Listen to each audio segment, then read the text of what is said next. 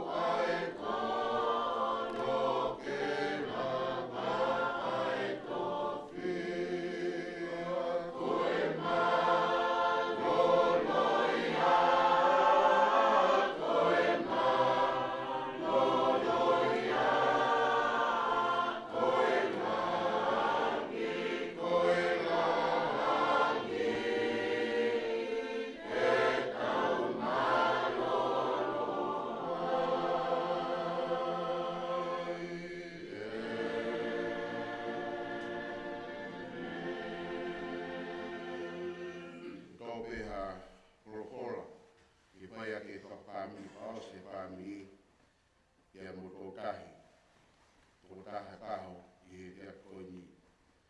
Ura ki sonai ka mai pā kuru taha tolo e besi te ono tāwaro o ngā au pēhono lau. O ki kai te mauroto poki mō munua kainga i he mea ki kakai kō mohe.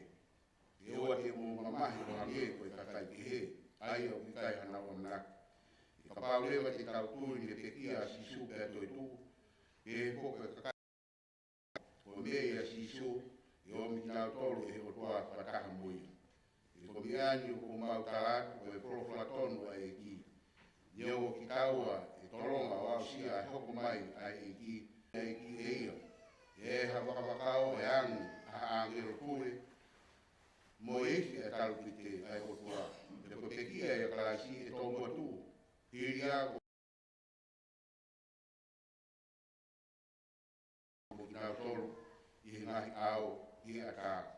E whakawhitauraki ki he ki, ia hiria e tahi e ki mau ai pe, o ia, i mō whitari manu ni ho tau roto. Patapu ki he whahu, e ki o e whamiri, uri vai. Whātima, ia pehe ka tuimara ni o, tau, kali ki tau whau mataha e whia koin, i ka tonga,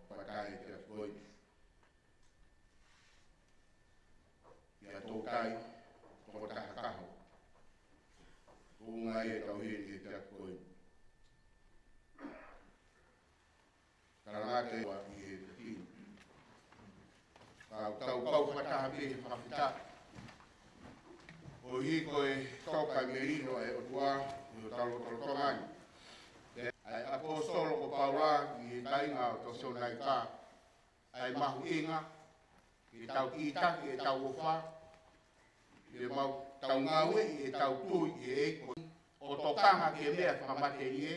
Ka tau tokanga i tau mui whalau maari e. I ko mea ki tau aru ke pureanga ua. Ko tui mai profola ko ni mau peo tu uaki. Ai mea ko tonu talamai he profola. Ki he tau mo ui. I tau amanaki ki ai. I he pureanga ko steu e eiko. I ngai ahon. Ako tui whamiri. O winga. O mai e profola ko ni ki te au. Papa ke manat meri e au. I he tamai ko ni e angkokanga pe ia. I eiki he taimi ko toa pe. Neo ko hange ku tānoa kua ake whamiri. Asi tau tai. O hui ko le tupu pe moanga le mo ui. Ako kakai koe o ku mohe i he eiki. A eiki tau heri e koni. O ki nau tau heri toi tu. Ai maapuna. Ia te heke whahau mo ki tau tolu ko toa pe whamiri. O ke mau. Ke tau tokanga. I eiko si sukarasi e taimi ko toa pe tau mo. Ak merie ko mo tamai ko mo fio na fai. O kia e froflo ka mai se mai vai ka fitu vesi tu. Monu e to mai mo mo ui. Te mo ke mo ui e ai pe aho. E mo doi mata pe fo ma to tai. E puia ma ke ma fosiu. Tu ato. Ka ko tui e famili e ahoni. Ko mea pe o mai he froflaga ti tau tolu he po ni famili. Tau famili fa o te mo e foni o te tau roto si. O kukai koe mate koe mataha ngai e mo ui. Koe mate koe kamata pe mo eki. O ku ua ai e no famili. Ka koe nofo koe mate koe whakapapau e mo ui. Lau mari o e tua e tau kau whataha me pureama o tua. Ni o steu ma ki tau. Mai whahu mea. Koe whakolahi mea ka ti tau tolu he whiawhi. Ka umai se whakatu whawhini. O tō kai. O tau kau whatarewa. I e siasi ki nau kamata i nau whakatuia. Te tāwa he ponua. He ponua he kau ai. Tō whanga he ponua me kau angi lotu la. Io ke tai noe mai o.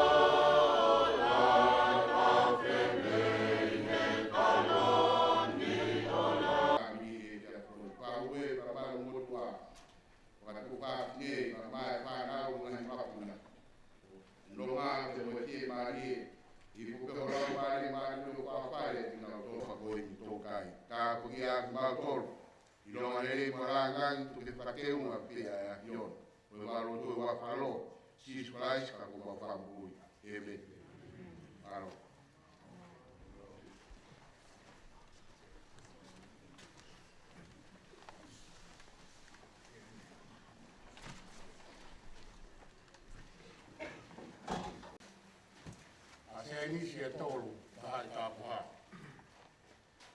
E moe auna hao une whai. Ai ne a whio. No pere furiwai. Tāpua atu ki a pātere whane wah. Pātere pēa o masu. Koe whahu e ki. Koe kakāla tupu whakaholo a kāinga. Ka tāpua atu ke unu motua. O toa pei utu langa. O whakatatari ki utu mauku. O lili wanga o taimi ki tāniti. Me api asa pesi o Maria o Neanga. Tāpua atu ke si whanau paia. Whangatu whawhine e ki. Taritari whia ki motoro. Mo loto o fonu e ofa. more ala ulu matua. O mai mua hawhenga maarie lotu, maa pātere. Te pēke ka inga lotu, ka koe o whaanga. Leo mua e tulukina aloi mata. E ngā uta tu e matapā ki pulo tu. O tō mokulu e whā. E o lā tu ia oine mo ui. O i muia ki maupe ke hengi o taimi. Te tui kako mai ano losa. Te kawhaongoa ki ai ne tawa alo whai me taimi ki i tāniti. Tau whakawhetai whakataha pē moia. E o tonu e whakawhetai. Nā ne kawa tuku mai rewa. A moe ne whakamanatu mai ki a te koe, te amoao. Koe māma tutuku pē e nia. Koe māma...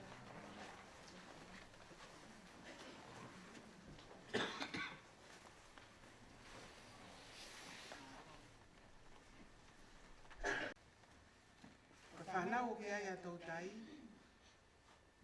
ko tūto e plei, mo tuhi plei, o whiwhine whikaua, o tapu ki lei lua, pia mo na sipa whinau, o nuku tataka motonga.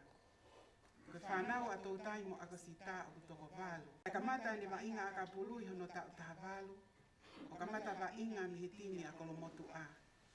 Nea toi wainga foki nga hitimi ke hepe, o hanga timi whiriwhiri a wahi kolo, ka tangata ofa mo whakalaulau noa tō whawhine, te tokanga ki whamili.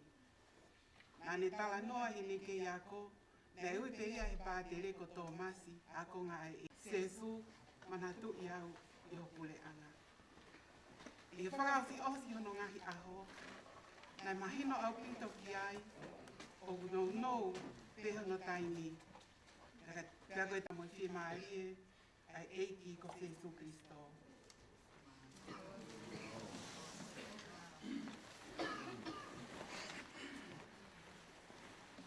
Ai i o kālafi, e moe mo ui e kamai koe ni o ne whakatātai mai i tātou. E whia whakakolo koe. Koe nia e o tua o ne tupangi matapā o mate. Koe nia e polo o e toi tuu, koe ni wa buhangi ni hanga, o solo e lewe. O tau roi matai, whainga maari e tama. E whia whia ni kau whataha mai koe whāmi. Kau whataha mai whā. Tau kuno e aro toa whomana mana tua, tau mai tōnu. Ore nā ro whāmani whainisi.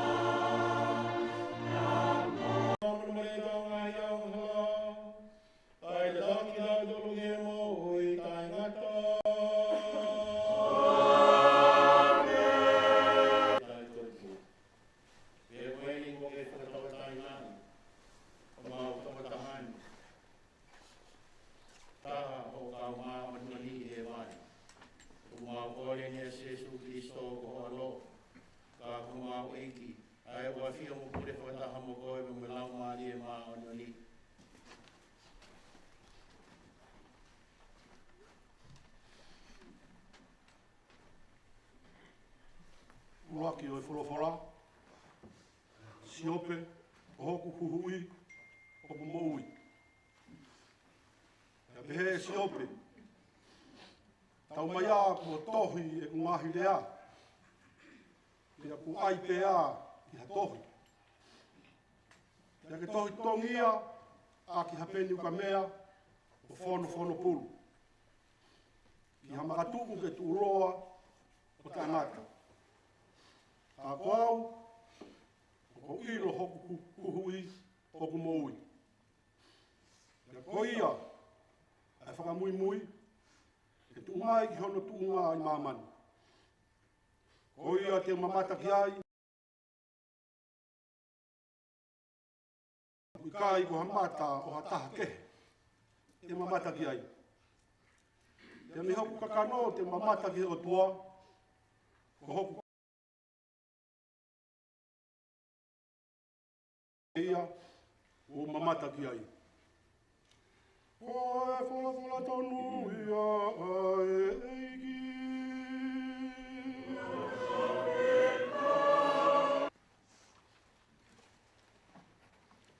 Same o mo furmahiwa o mo talien. O pau ke ukia koe e iki au fiau. Pea ko i kai foki ke tuwangi hok ngahi whiri ke nau tau kai a iau. E ko ke hake aki hok lau maari e me mate. Toi whakotuha ke au ki he mo ui. E kua ngoto hi whahok lau maari e ki whanua loto. Mo hiwa ha sāme ki he eiki, a ki mō tolu o kofa ki a te ia. Tōku ha whakamālo ki hono huawha tapu. Ko ene o ka koe whiewhia he mawhua e ata.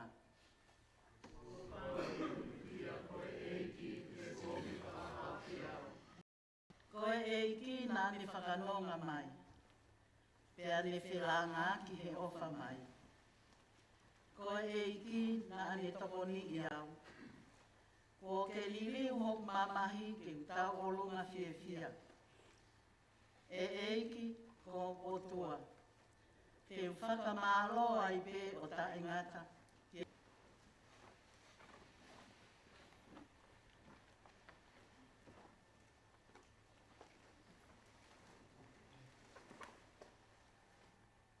Ko e wholofola hono wā, o kuto o ia me fufua tohi a sione, wahe hono tolu. Pakai ange ki he lahi e ofa ai tamai i a teki tau tolu. Ko e hulu e ene ofa, ene ui ki tau tolu ko ene whanau.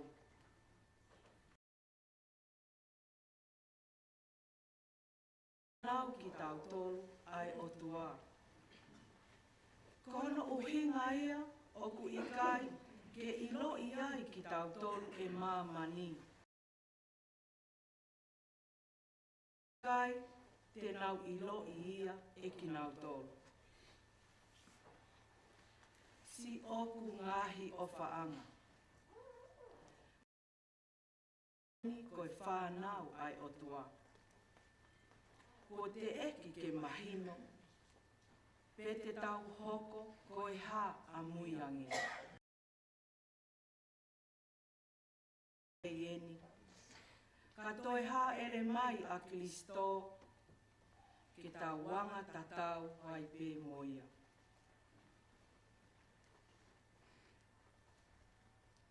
Te tau sio ta e pulo ki a teia. Koe wholofola tonu ia ai, eiki otua. Toka teo o o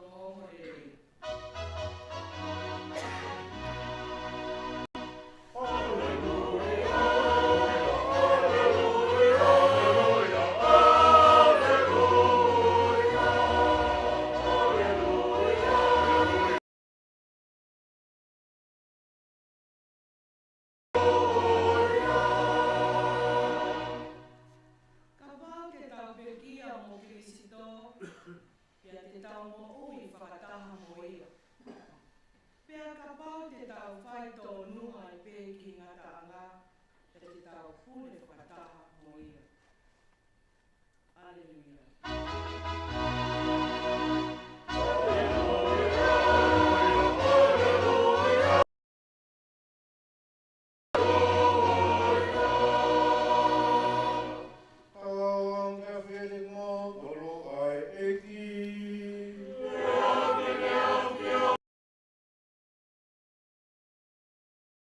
Oi,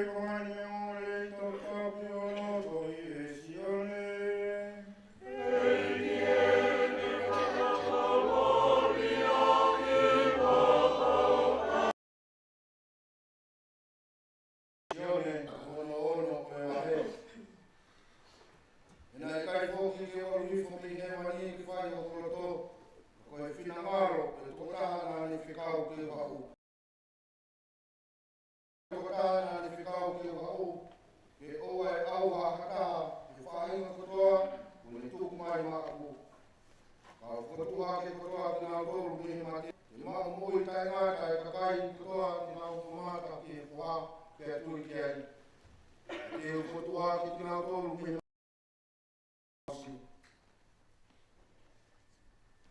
Koe ngongele tono ia oe eki.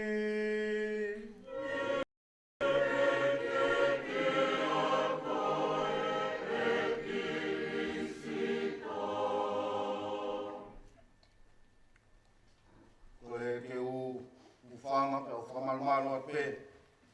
Ngahi tala whatap, tala mokapui ka mataanga. Koe hao whanga. He kau saikolosia tokolahi i mamani koe kakai o kuna wako ke na tula e mo ui e tangata koe aho mate koe hange ia ha aho ku tau tala noa iai ha tala noa ku ha fui tala noa o ha mo ui ha taha o tau pe omai ai ngahi manatu merie koe tau tala noa iai ngahi lelei tau tala noa i ene ngahi tō nou nou. Mania ko ka bela ne whakahoko i ene mo ui. Ko aho peheni, ko aho kuia ia e mate. Tau tō mai e tohi tala noa ko ia o te wholahi. Te wholahi e tala noa ko ia ke tau sio ki ene mo ui. Ona tau whanongo ki e pio ka lafi. O tō tai. Ko e konga sisi ia o e whoi tala noa o e mo ui e tamai o eiki ko ini. Koe uhi ko ki tau tolu koe mate, koe mea mamahi. Koe uhi koe mea ku tau ilo koe ngata angai. Tanga kia ki tau tolu, i he uau, o ki tau au fia. O au si pe mo he tamai koen, ko taha e whekau o kune talamai ai, koe whekau e amanaki lelei.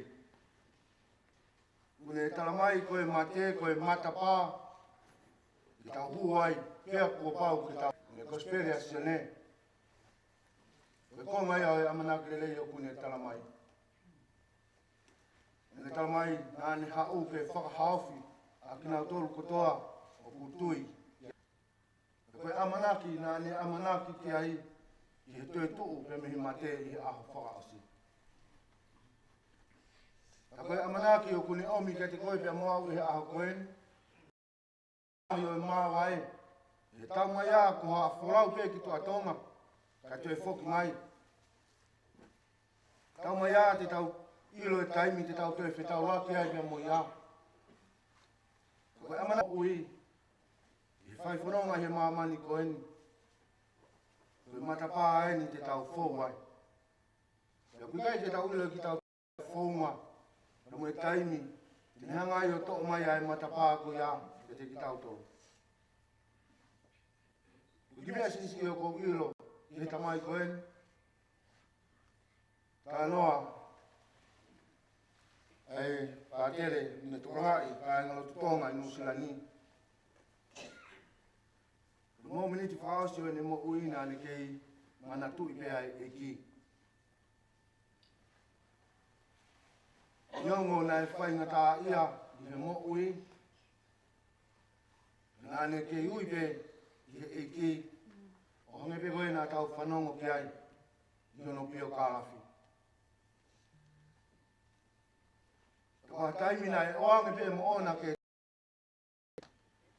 Toa taimina e oange pe me mai tamai koe ni, i ne toka teu hono whanonga anga, i he aho koe, i whakaawa mai ai ai matapāka koe matapāka.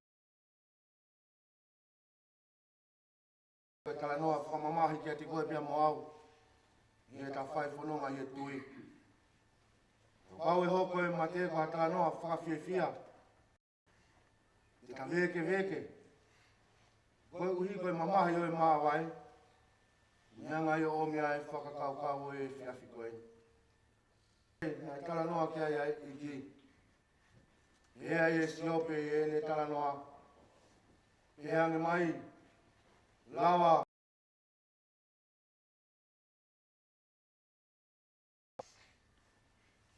Ke tohia ki hakonga o ka mea ke tuu o lau i kuonga.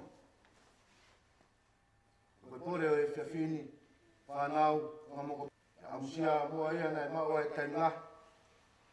Aua i ke he tuonga e ta ua ua. Whai ai e teu teu. Oene. Ia aha koe e toi haere mai ai. Ke whakamau i ai mo ui na moi mate. Tau lotu ia whai i he whiawhi koeni. Koe tau no fui ai bene kāsia i te tau tolu. Ke whai tā koe kina i be ki tau tolu. Ngai kuloa wholofola koe e whiawhi koeni.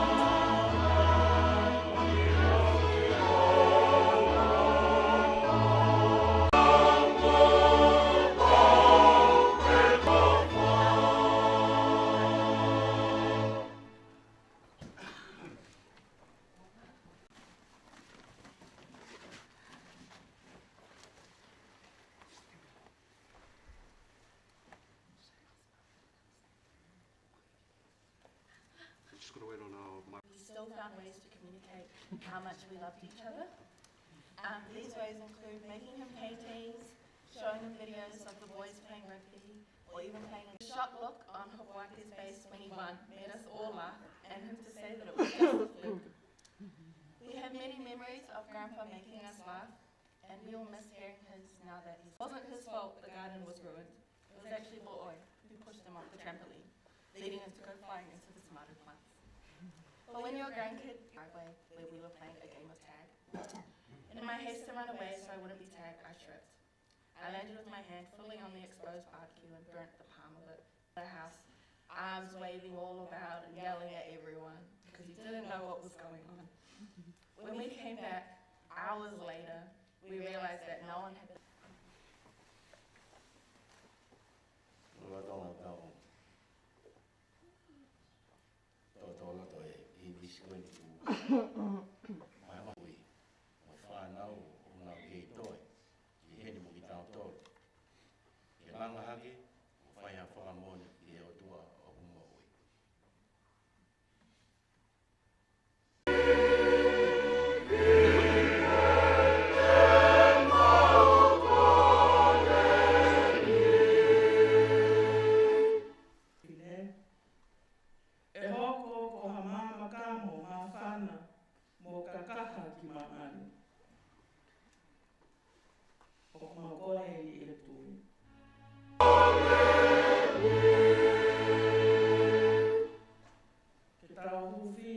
Soakimi Toutaitokotaha Kaho.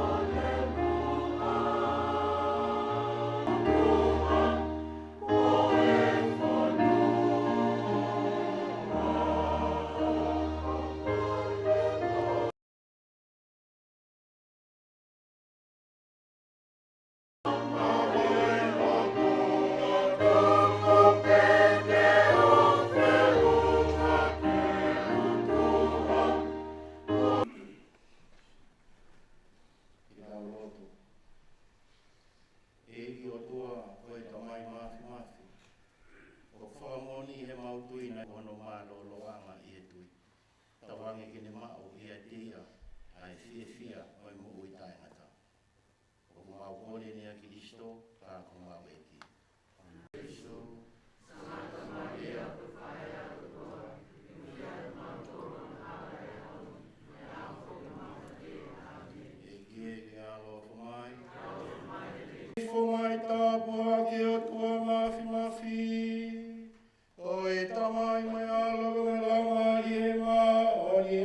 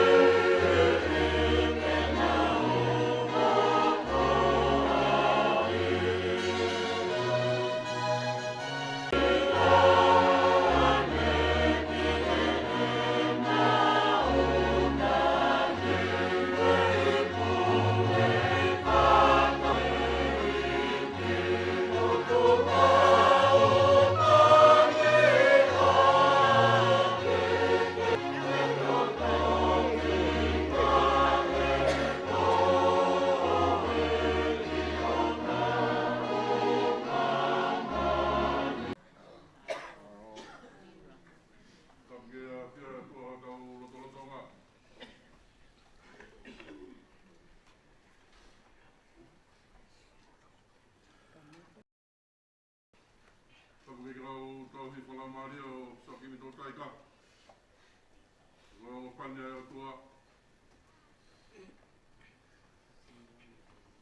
Soakimi tauhi. Alo kia e.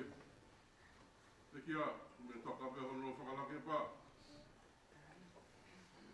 Soakimi whahou. Soakimi whanau pe me whangamopuna. Nai tō whawhine. Whamiri hono katoa. Soakimi ka inga o whakatoa pe kau. E whiawhi whakatoloa koe. E te mua ki whakamalo.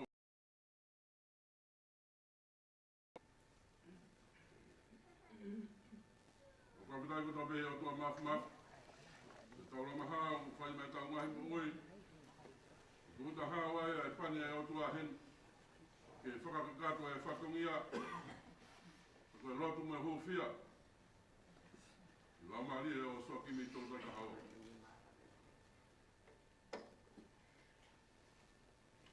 E moni u toka Maria e me kutoa. Te whaia e whia. Matawhia e tonga. E pōpō uri. Te kua toka mai roro e hōhōwa.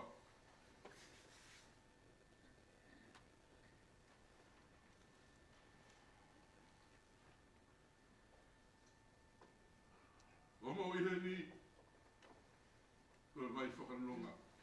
Kia ki mātou.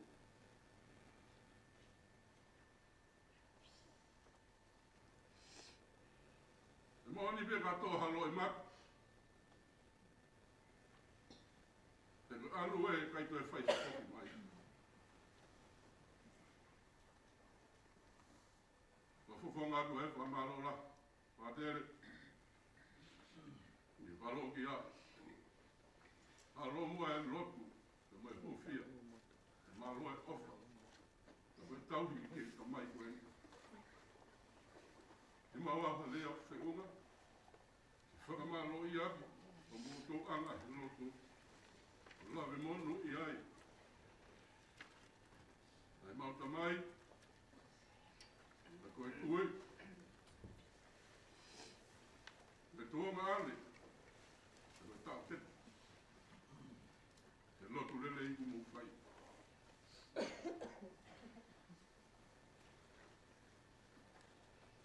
Whai pe lotu ngela. Tawhi mai a ene kere si. E whakapuluku rapi ki motoro. Hoko hoko atu. Ai fua whatongi a. Te whumawaka e palofia. O whalai ate ni motoro kono kotoa. Whatu ke whahou. Whatu ke whamiri hono kotoa pe. Motoro. Aina ofa. Tapa mai ki tau kau. Te hoa. o whalahi ake rei mo.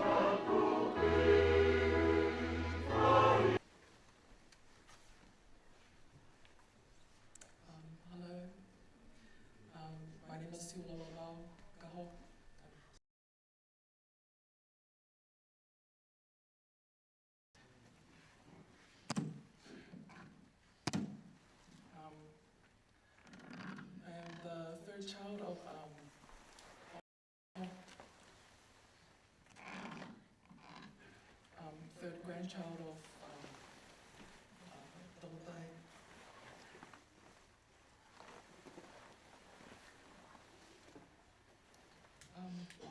With me, I see all of our wahis, 3 of her children here, Weongo and Samsoni and Mausiti. They asked to stand with me today and speak on their behalf too.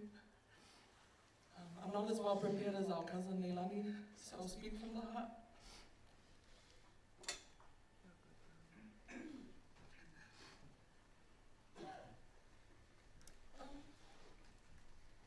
Hi, Grandpa.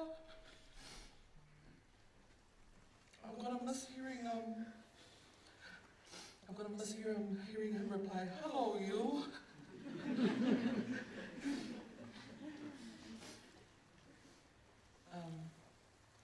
Grandpa really had a way of showing us how much he loved us.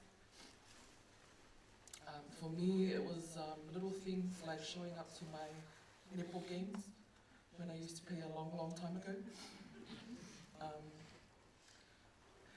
Grandpa was funny because I would play goal shoot and he'd come and stand right by the hoop.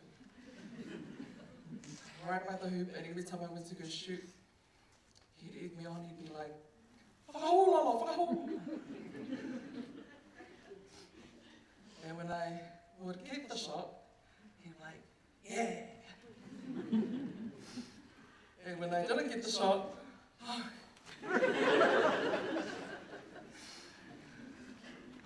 a few times he walked away from the game completely when we were losing.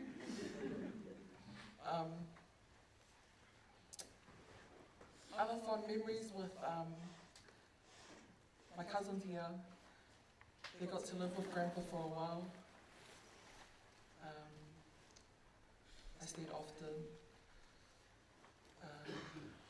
Because I was the only grandchild that could drive for a really long time, Grandpa would often ask me to take him for a cruise or we'll go wherever. One of his favourite spots was Montreal because it was close to home.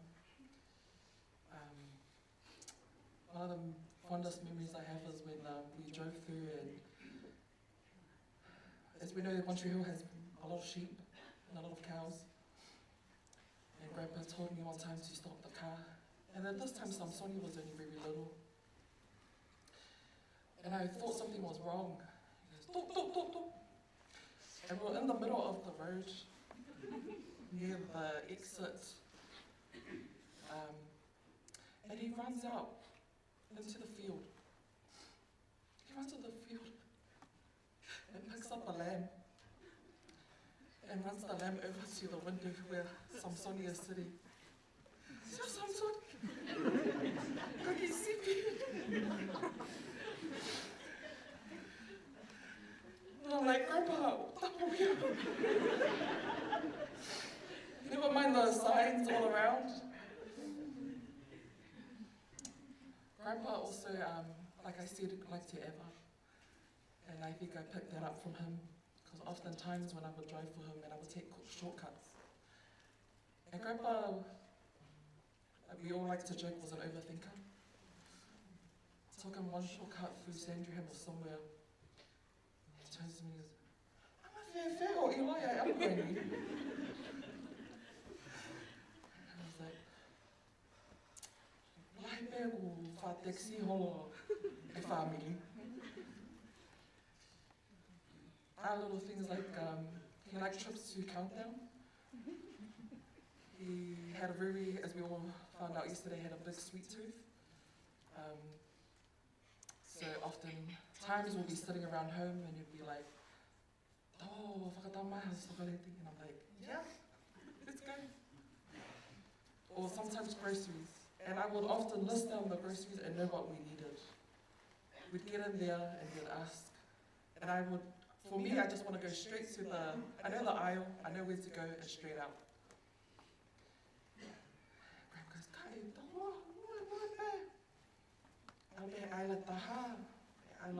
he wanted to go in and out of every aisle and make a trip of what could have been a 5-minute trip into half an hour. Grandpa really loved Ololahi's oldest girl, Veomotu.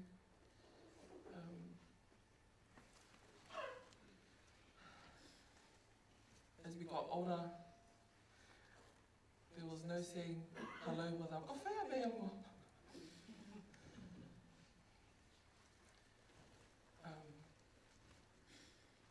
When the boys moved, when the boys in Veomo moved, when the family moved, he missed them a lot. I was often just there to chill with Grandpa, hang out, listen to his stories in my broken Tongan. I like to say that I'm fluent in understanding Tongan but not speaking Tongan.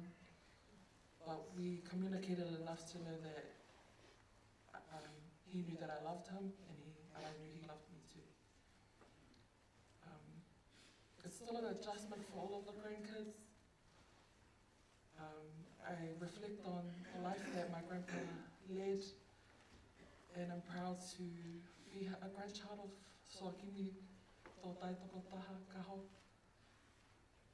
I see a bit of him in a lot of us, in all of us, from the short temper to the malia and mawhananess of the kids' performances and gifts that they have all been blessed with. And it will always be an adjustment, losing such a prominent figure in our life.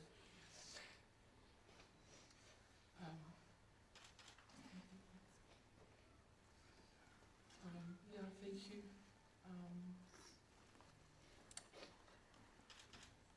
Farewell, Grandpa. You have fought a good fight and lived a great life. Thank you.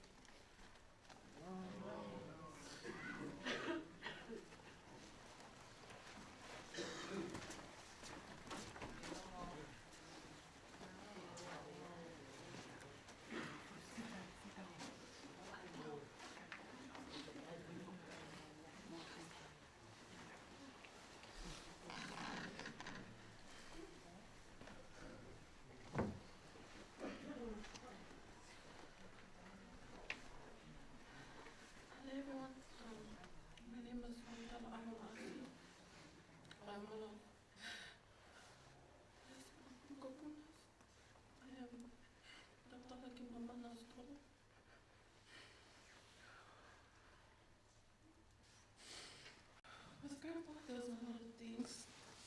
He was either shouting at someone or making everyone laugh in a corner.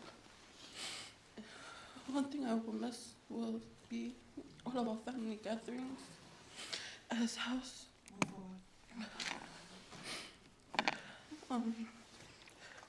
One thing about Grandpa was that we always had a relationship where it was like a love and hate relationship. I remember whenever we go over with my sisters, he'll be calling one of us to come to make him a kapati. And whenever I walk into the watawhale, he's like, "Hoi, it's you again?" And I'm like, "Grandpa, I'm the only one." He has free hands to make you one. And then whenever I make it, I go to give it to him, and he always grabs the suka because he needs to add more. But I'm like, "Grandpa, I already add 5 in." And he's like, "No, I need more." And one thing he loved to call me would be Fetty. I would walk into the watawhale and he'll stare at me and be like, "Hi, Fetty, what are you doing here?" And I'll be like, "Grandpa, I'm here to see you." Another thing is he loved my sister Anaise. He couldn't be here because she's in the whale mahaki. But every time we go over, he always asks her to sit with him. And they always eat together. And I remember one time we played last card with him. And it was just me, Anaise, and Grandpa. And when we were playing, he would gang up on me with Naise. And then he would put the 5 card down for me to pick up. And he'd be like, "Oops, sorry." And I'll be like, "Oh." And then whenever Naise didn't have a 5, he would slip if I've ever to her, so put it down. And I'll be like, Grandpa, what about me? And he'll be like, what about you?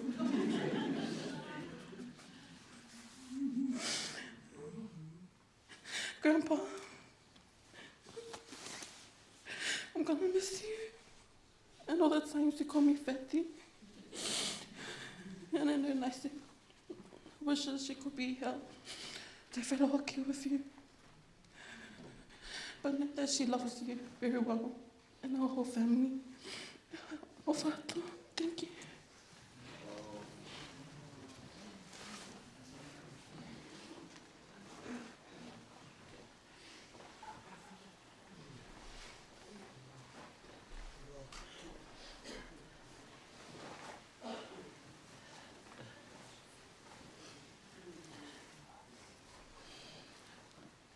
Ko le peke hu whangatu, tala o whaki me ula kilea. Ka tui au atu ai. Ko kutu e sia fini, si e whae tui mara. O kua taulahi e kumaui aku, e pehe kakai ko toa pehe family. Ko si au i tui mara mu wika tonga mu. Na nofu pe au kono mutua ya Ana Maria Musoeli fa tangata na pusaki au wa sima mama wiki megi ki kolfo o ko taimbe ko ta ana ya ta mau fai te ai ho mau wala ke te ta ka to pe ma tolu ya ne o na kai ke te fai ki ta ko ko te ta pe ko ta ka to pe ki ma tolu ko ne ofi mai ki ta ku te osma ki ta ya e fai wala ke puria. Ako ke ngalo e au ai ofa asioeli ia te au mene whana. Na mui Europe na tolu. Alo e pe heki me kolo mo to ki ko fo ma o pe a katolika ka kai to ko la hena na ke na ilo na tolu ko tai ne ke hea. Ana pepe na to ko si pe au ia tu mala mo luti. Ko ia ko mo ui a kuia. Na lau pe o se weli mo ana ko fae mo tamai. Mo tangata na ne pusi aki au ko vai sima. Ana ka ke mali a tangata ko ia. Ato ki alu ia ki baba o ko polisi whakamali ia e whatwhem lau fitonga ake whini motua na nofo o tauhi ane na whanau. Hau whini motua e koe tai ofo e au. Hanga ea taha wha puli whakapuli ia we ala vai sima. Tā pune matapaka ni hanga tāau. Tuk peke si tangi, sai pe tangi ku alu kilalo. Kaki alu ku alunga ke maa ke mo.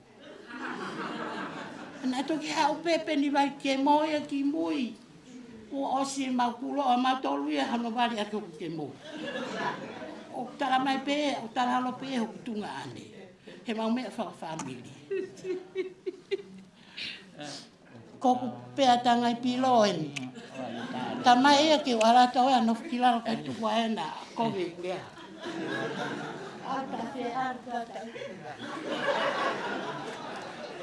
Mole atu e.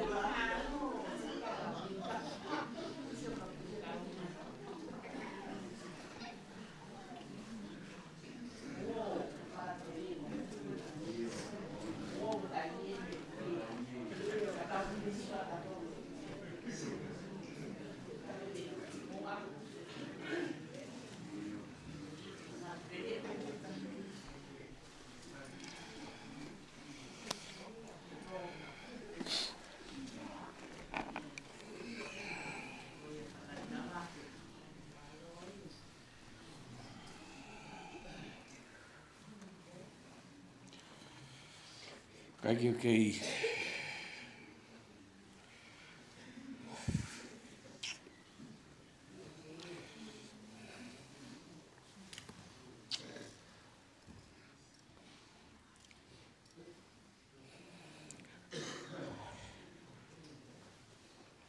Kia marat wof. Tota.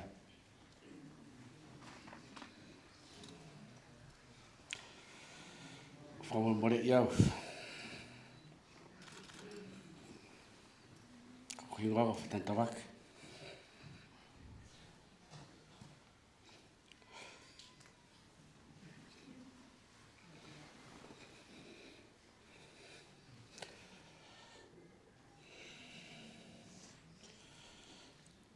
tuku hake peila lo niu. Ila lelei, lai whaneri koe.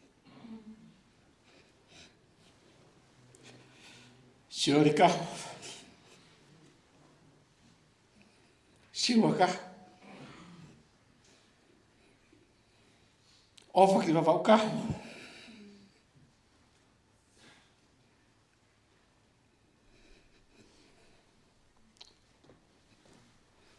Kuna e hia kōtu wai.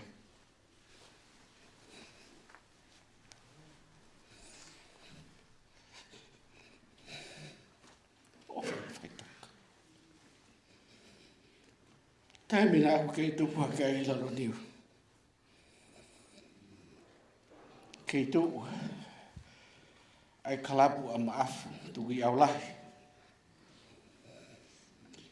I lolo niu. Ko nā ngia Siori Kaho. O tangutu. Na au ki ai mo e tangata i ki. Mapafisi. Tara hui a mapafisi ki a Siori Kaho.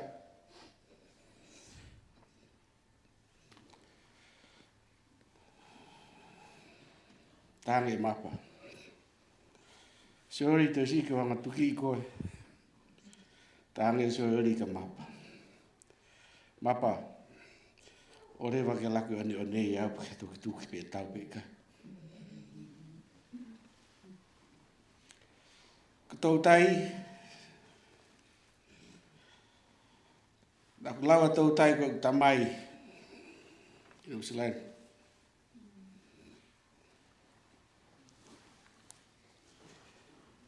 Taure maroro a mapa e ua no.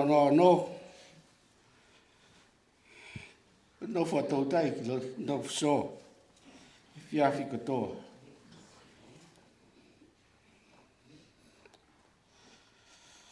Na aku tutupu whakataha ke pia mo poutere. Siulolo. Kolo fo o.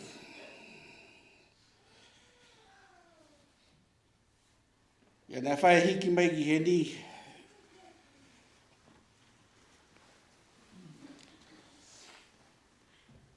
Taimi ko toa pē ko ka oi ki lere mai ai ki ane hiunga. Ko rua ki api pē ko lere mai ki ai api koina tau tai. Koe aha mea tau tai o kuma. Ma wahe wahe. A pōtā anoa. Ia e taime taha. Ma tau me mamo tau tai he taimi katoa. Mai ma foi pia. Taimi ta. Ma fai kawa.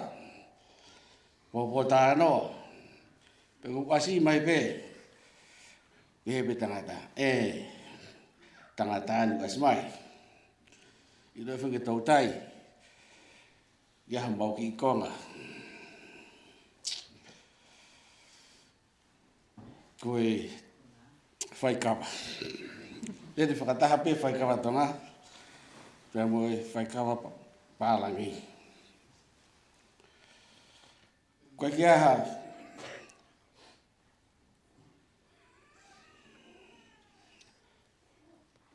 Mea e fai ai ha. Manatu me rie. Kia tau tai. Fia lau ko inga na e whanau i tau tai. Te hoko koe lahi.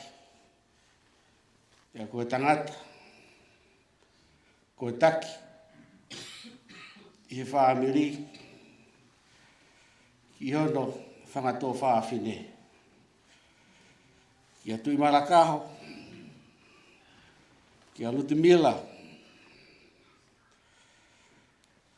Ki a ikatonga. Ki a sakopeti. Ki a whatai. Ki a moki nau tolu kono kotoa whanau mo whangamokopuna.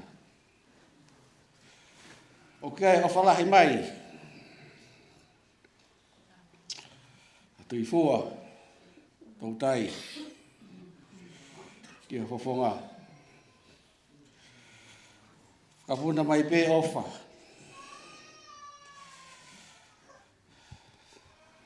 Tik mau tolu, whakakotoa. Ko iai, o whakitaa puakin, ki mau tolu.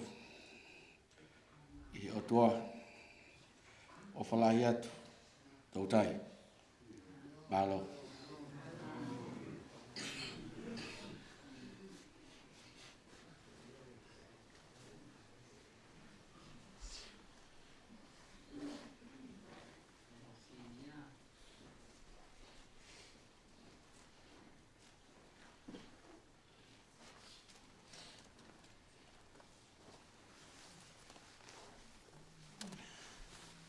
Ko whakatūrohu atu.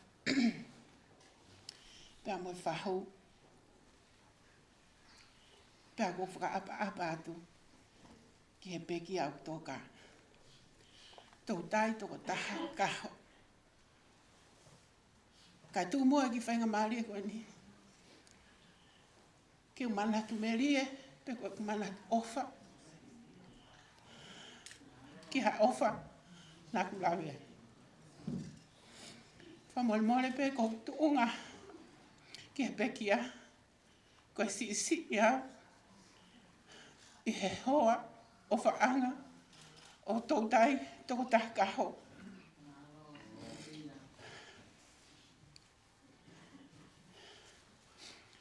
Ko e pekia, na konga rahe ku whanonga, na ku nofo I he whamiri ko ani.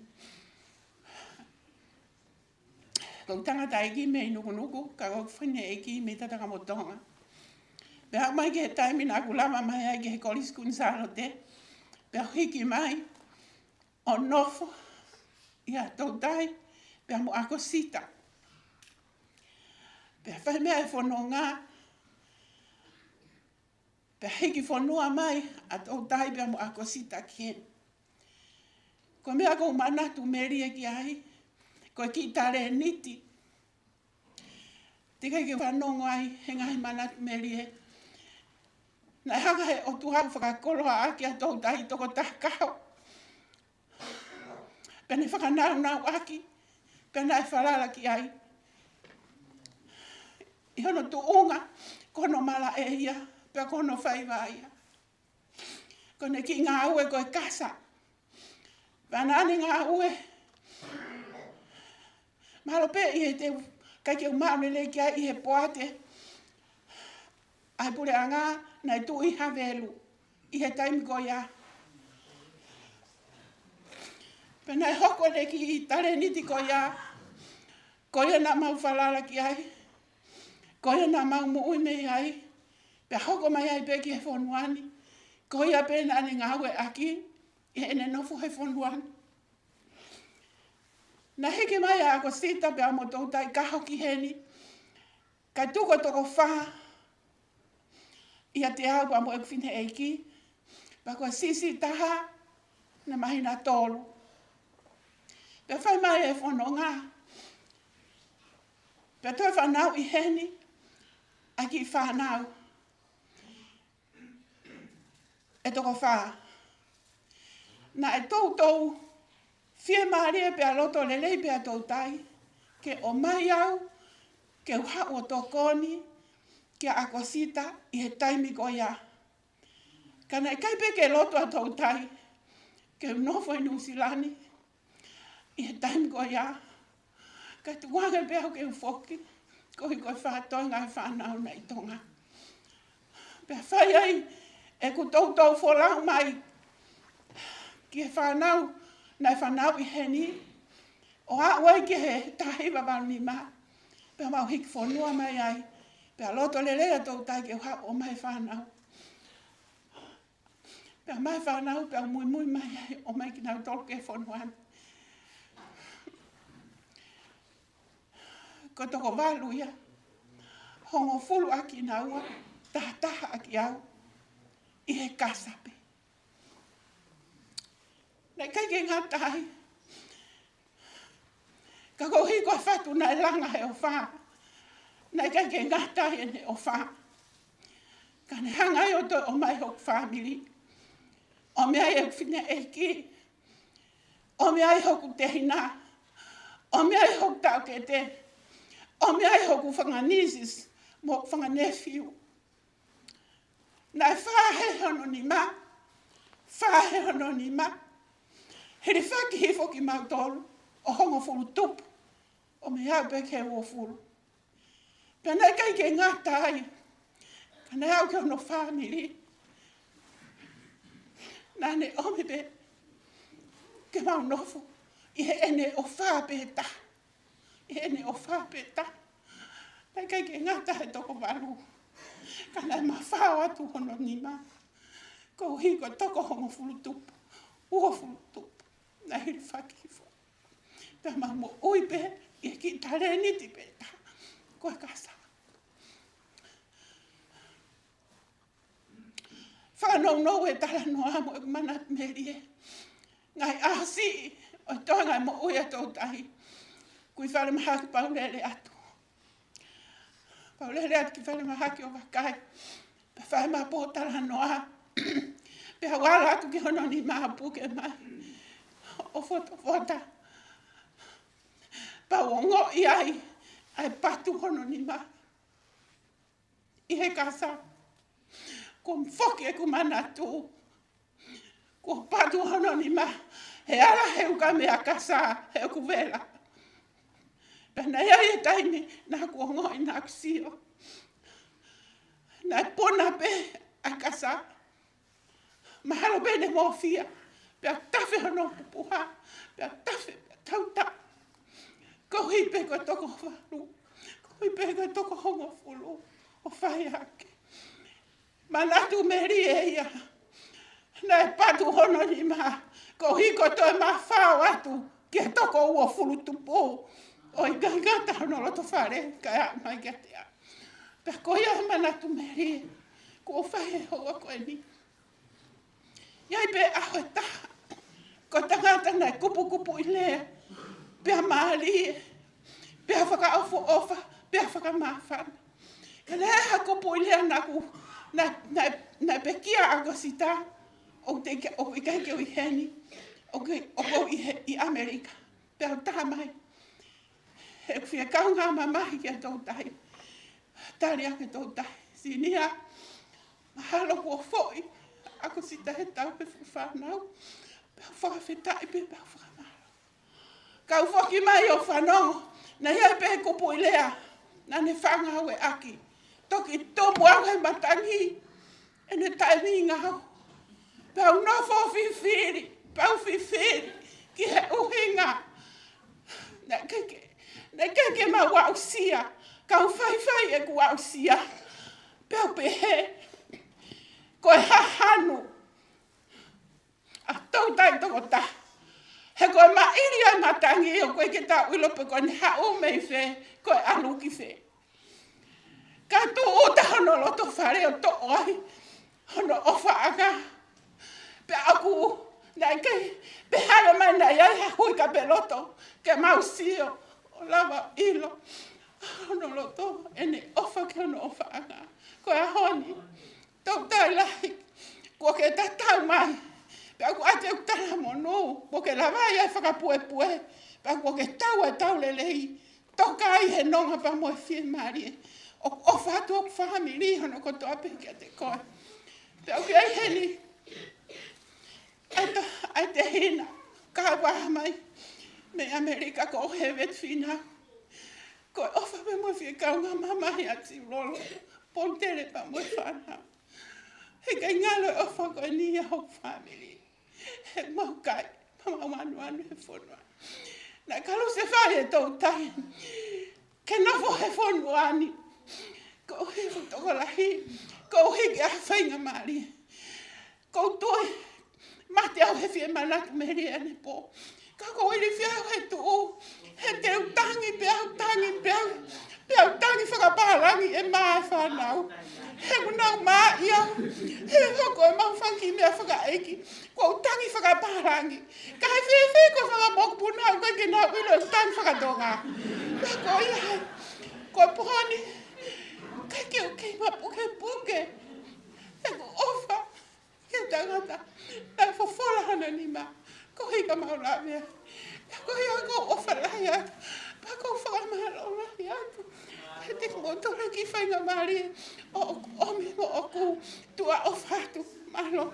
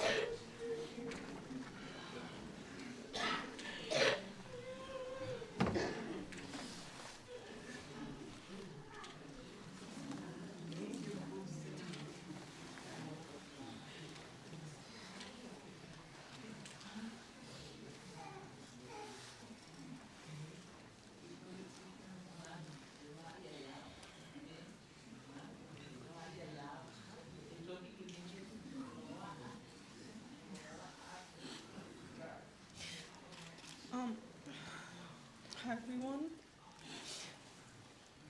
My name is Soakimi Kaho.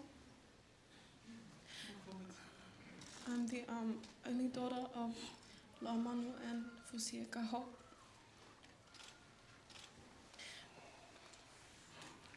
Growing up, I didn't get to spend as much time with my grandpa as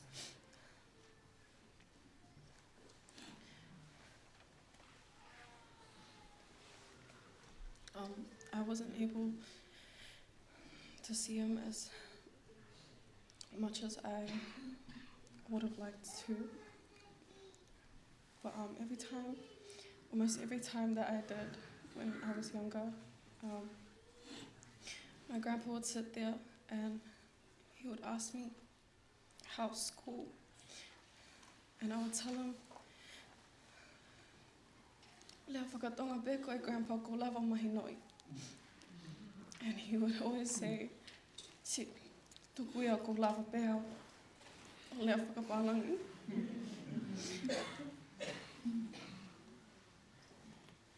And so I would tell him things that I did in school. I would tell him, even though I knew he couldn't understand half the things I was talking about, I would tell him how my school was.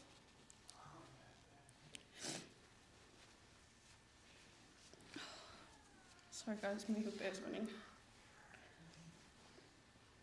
And he would take me to countdown, just like Lolosi said, and he would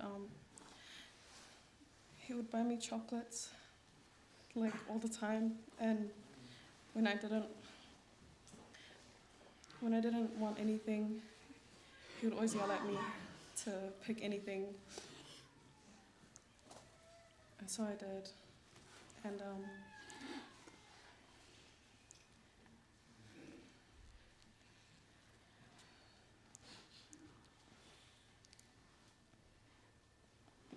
Grandpa,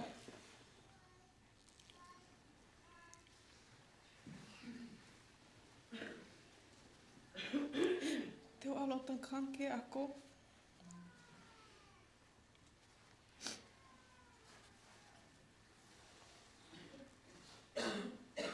Te o alke ako, whanonke whai ako. I'll study hard and I'll make you proud.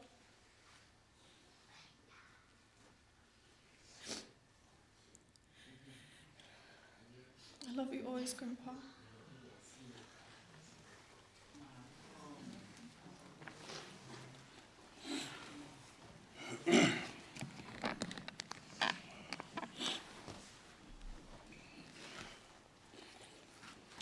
Ko huingoa, ko kuriha pai una loto ki loa manu, pātere siuka.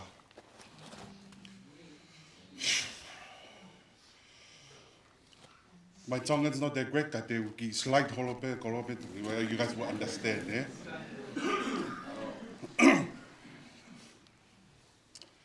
Being the youngest of 8 kids, it's hard. Because you have not only have to live up to your siblings, also to a man like Toutaitokotaha Soakimi Kaho. My whole life, I had to live up to his expectations and to be as great as a man as him, as we all know, like Bota Yakapolo. I tried to be like that. And as good as if I was, I knew I wasn't that great. But things that I always remember, and if I ave o ha usi o tau.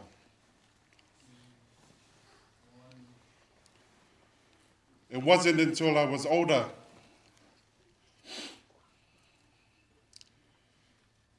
that I understood a lot more than just him turning up to my games. He always made sure he came.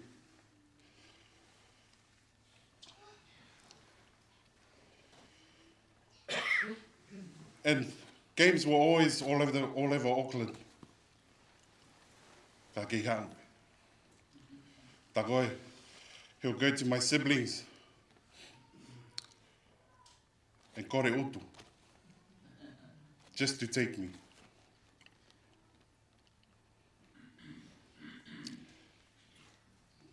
Knowing that years later, I felt more appreciation for the things he did for me. And looking back in just my life with him, I thought to myself, here I am trying to mirror a great man. Try and be like him, playing sports.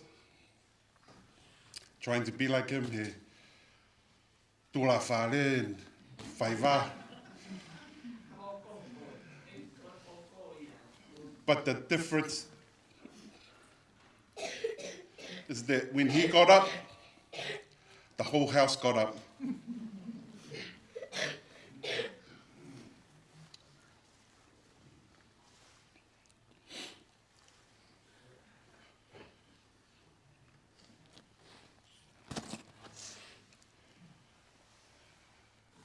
One lesson that I'll take away from my father is that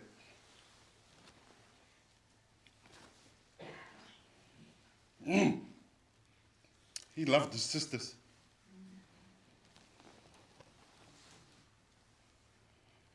I've never seen a man love his sisters as much as him.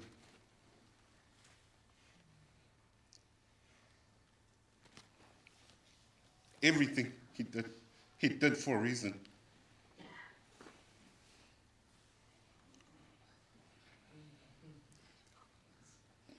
And I just hope that with me and my brothers that we can do the same as him. And in that living up to his standards, to his expectations.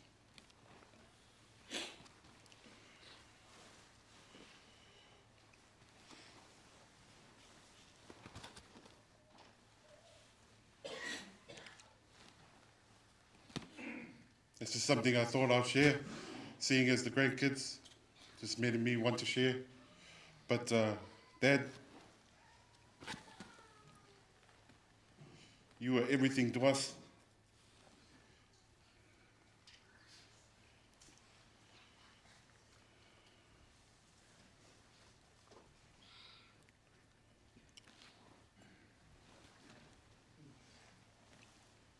I pray and hope you are at peace. And I pray to see you one day. Kata tula whale together and bring the house up. Mao.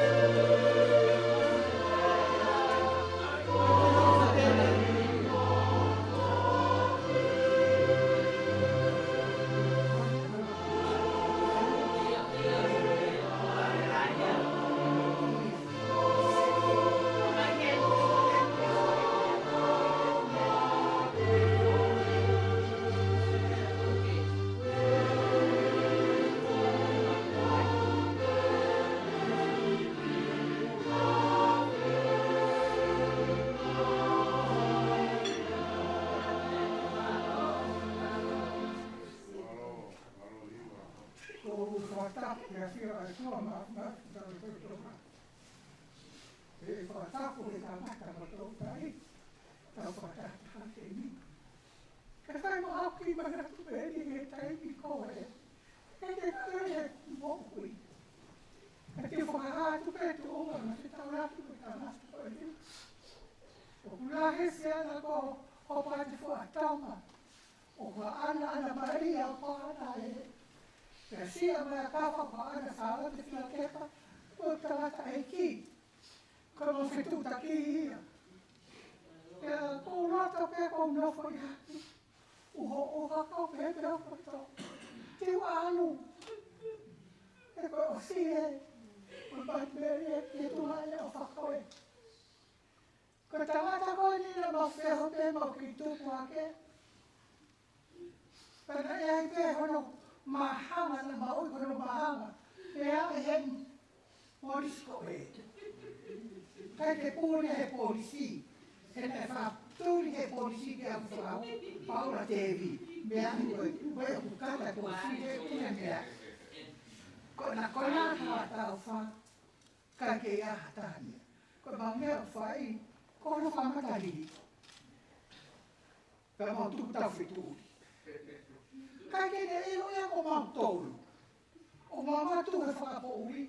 Kai la mai ha tau whau. Kai lat mātou, au whia mau hao mate pa kia wen, pa mau lere whoki mātou. Pa kai te nana ia mau, whai, kia ne i loi kane pia mai. Si e ta ko mātou no atu whawhine o mō haa whakamatari i mātou e kotana. Ua e kona, whoki aki ako māroko na pe alu, ko ke vai. Kia kono whai mai wa o mai ki hen, ko haina ne iro e whai kari ukawa e mo ui. E tamai oi, koe. Ka ko aro ka no fo o fa manate te te pe na loia ia a tu ta fe turi ba ki ma to ve o e ba po uri to tai o si o fa ha to pito ka te ko mo a pe fa pe mu ya tu ke ta fa ta ke po tu ko na ma no fo fa o pe ka ko ke mo atu ke fe tu te ta o ia ka o kai o whaahi atu ka te kō. O sai ko poru te re, ko tangata, ko le iro mea ke te taki whaamini. O whaahi atu ka pito ka te kō. O whaatu ke whau, lau maria fui vai. Tau toi ako ke tuunga koe ni, o whapete mō lau maria fuoroa. Ka koe, a koe tunga ne koe kai tuku mai ki mau tolu ke mau whewhe. Toko taha pea simione. Te mau whakaofa ki mau tolu ia. Ka ke mō mua pe pau e toka ngai le rei pe mau tolu. Simione, fumi vai e te lau maari e rei fuoroa ke toka ngai o whakawha e. Te kona alu ki whetoro toke nau alu ai. Kai kaha mea le rei e mau mea le rei. Ko whenga pe ke o suia o mai. Ke so mai e kumare koe ni. Ana uriti, uhei na hoki motor kotoa poli. Hoki motor ono kotoa o whaahi atu. Au pito ka motor. Kai ai harea a hewe. Mai tui po ka mata. Po mau vai ko alu ke he ata mai. Kai ke kei mau. O whaki whide e ki ko e. Malo. Au ke ia o ke mai a koe ni. Whaki mo te kai. Tua o whatu.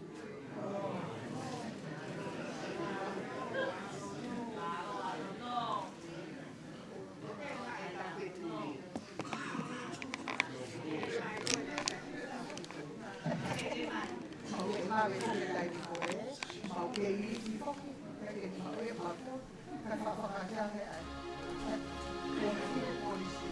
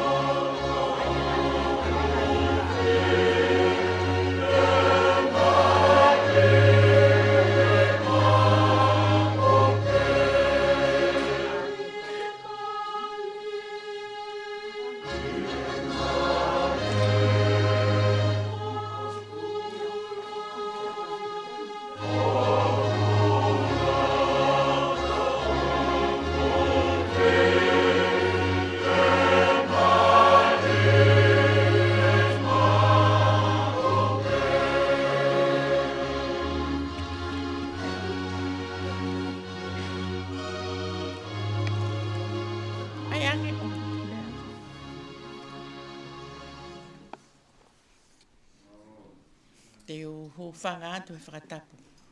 Ko osa no whai. Ko e whine motu ani ko e whika fitu eni he toko hiwa. Pa ko e fitu whak ko e whika munu ia ia. Ko e si taha na ai ke maha o manatu me lie. Whika hiwa ia hom whare ono. Ka koe ku hola ia. He na na ne hanga o li mai e tola a tautai. Me Australia. Pe talang e tautai pe nai kalapu ia Australia. Maha ko ni hola te hao tala noa nai kalapu i Australia. Koe mau tutupu hake. Nai hoko pe ho mau tonga ane ko e ni. Koe pule e ho mau ki family.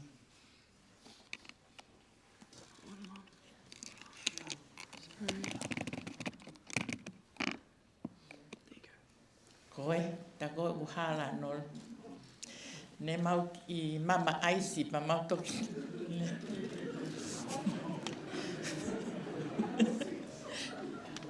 E koe mea kulongoa e whika ono. Na e mama aisi.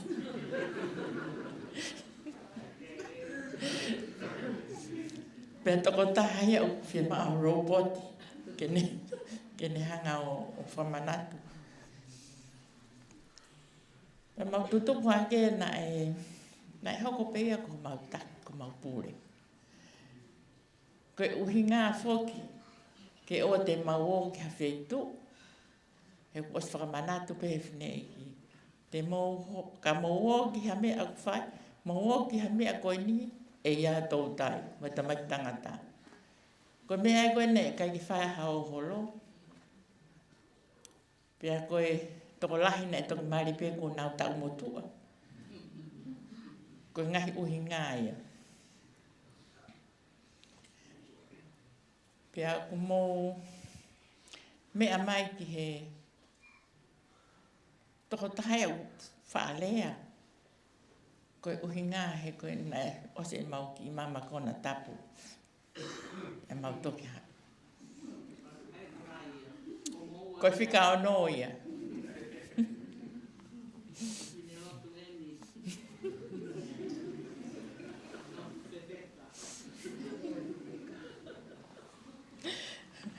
Koe manatu meri e ki he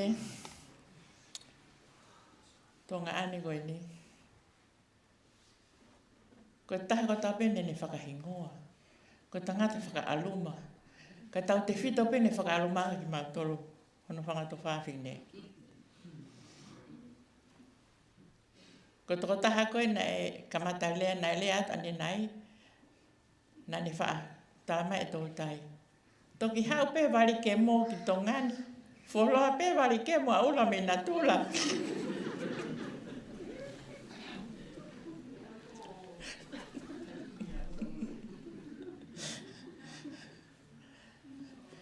Nei os taktaha pe mautoro ene ngahi ngoa. Ka ngaha no vai ngaha o ki mautoro. Whakahingo hingoa mautoro, whakaalumai ki mautoro. Ka mau ene whiawhia. Ka koe e mau lele mai koe ki whonuani. Ko kamata ke lalahi ene whawhine. Pea taimi lahi. Mau whia mau whoki ke mau whiohi mo mau. Mohi mo nau e wāngi. Ka koe poaki a i oia. Hau pe o pe he mai. E kai. E kai ke aro a suroro ia. O kai ke sai api ua ia. Tu mai he mau whae. Mo oni pe a tautai ia. Whai pe ene tuuni ai pe ke tarangu fua ene whae nau ki ai. Ka nau o wha fie mohe me whangita mai ki. Ka kai mau te ue e fwoi tafa a koe ai ko fwoi lao koe ai o se hoko koe lao. Ka whai e tautai ha. Te mini ihi o ku uraki. Whanongo pe ko ku leo. Pe pehere vaia. Ko ke no loina.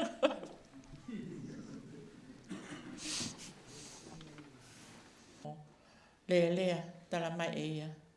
I kai, te uto e tau hia o tau tala. Koe ne hau pe a tau tala e tō. Ka mawhetangi he pe ma whoki koe ki api. E si oko ma, oko osi hau whakaukau, he kai ki fuoloa. O tāngi rewa e whika ono. Kai whakawhetai wahanga e ki o tuku maha taimi.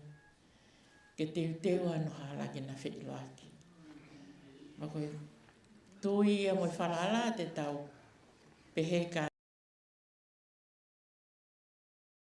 Mati ke he ngahi tau ke te ko e ni. O hei na mo furi whaatonga ma ana. E whakamore more. Mantu i mau pe ko whika whitu ko lucky number ia. Malo.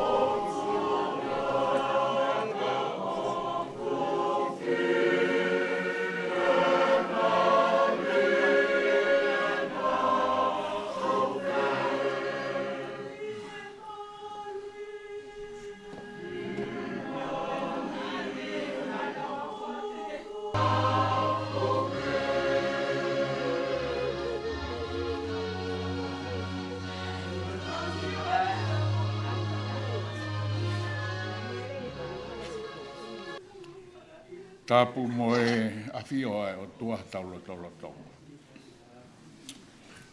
Tapu mo e paho e ki. Lo mo o sese. Mi e liri ko ia hawhai whikao. Hama tāpore. Pehe ke whanau mo e whakamagapuna.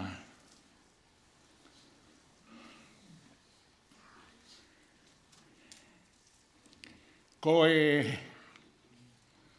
tau whakataha koe he ni.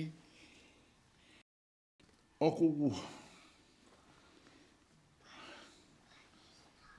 whakamahino ai, ai kau tangata eiki, oku mau tupu ai. O whakamore more. Ko lahi taha pe, a polu tere. Pea mea pango, nai kai kia no hako ona. Ai kui he ni ai lotu i wano. Sarine, mo ki nau toro. Pea hoko ai, sio ape kaho. Ai tawa ki huanga whakamatala whakauriki. Ka kui he ni ai Anna. Koe. Pea hoko ai, hai tangata ko manasa kaho, i wailahi. Ai ko he ni ai au. Noi tu whewhine ko whenga. Pea koe si taha sione whele aki tau. O kui he luaki ia. Nā nau whe o whaaki, ka koe taimi koe e kehe ai e te nau whakawhahai ki nau toro. Koe kau tangatani, nā nau, pia nā nau maulakanga maalunga he pure anga tonga. Ko polu tere, Mo ki mo tolu na ne hoko ia ko pare mi. Ai tu whahalo mai he ahon. He hoko ai a sio pe kaho. Ko ia na ni au he polisi. Pe hoko ai a mana se kaho ai ko tupu ai. Na e whafofong. Na e tiutalahi a he koristonga. Kai ke, mō whamore more, ko uhi ngai a e kuhanga whamana tu i kia te ki mō tolu. Ai nā mō mea ki ai, whakaingoa ki ai, lā tu soko peti, ko e tahaia, ko e whewhine lahi ia. Kai kata, toko nima whewhine. Pea nā e tauhi pe kaho, tangata, whewhine a ana. Te mou a whofo ai, koe siru alo wāo, me i niu a whoo uia. He koe siru alo wāo, koe whewhine tala mō uia. Io, aeni o kuia e ti ui tui tā, mō ki tau tolu he aho niki. Koe hako ia, koe siru alo wāo. Hai kai ke uta e la veao ke hamia. Ka koe ka au mea nā se tuita po oi nei nofo mounga one pe ia. I motu ko mounga one. Mahalo ku hien he ka mounga one. He ilo.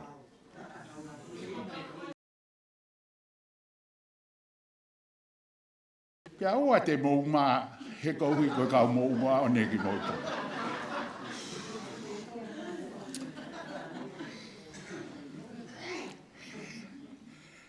Pea mo e wheitu ko tōpe. Kai ke toi lawe au ki ai. Mā u wha apai, niua mo niua, o au mai. Koe ni ko alu ki e ua.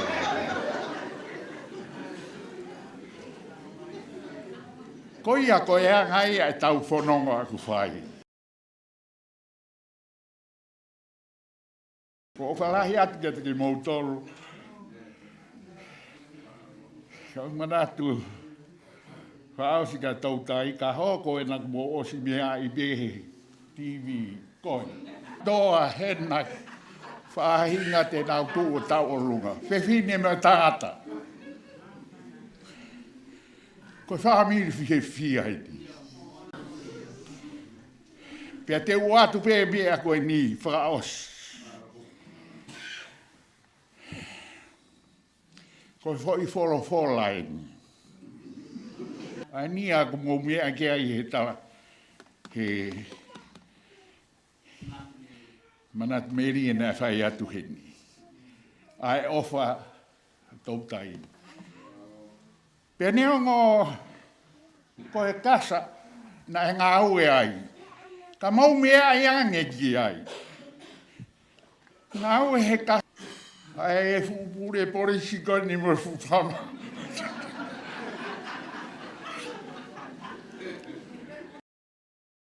Ai, hei kai te ulawa ia, e au. Ka mau mea i ko toko toa, tangata whao. Hei lopea pia hata, hei ko tangata fia au. Fia koe mea ia, ke mo mahino ka te ki mau tolu. Fola. He na e toku e si isu i lalo ia. Ka e lava e huhui. Mo oku hao.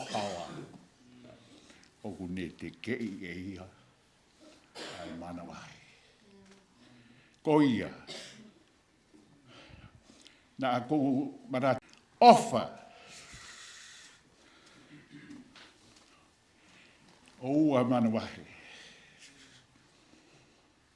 Ho ofa hawa. Io. Tene te kei. Ai mana wahi. Ko whalahi atu ke te ki mautolu. Ko toa. Pea mo osi mea i ko toa pe e mautolu ho mo. Ho mo u konga holo ko e. I ngai whitu. Te whisi mo whē fua. Wawao. Haapai.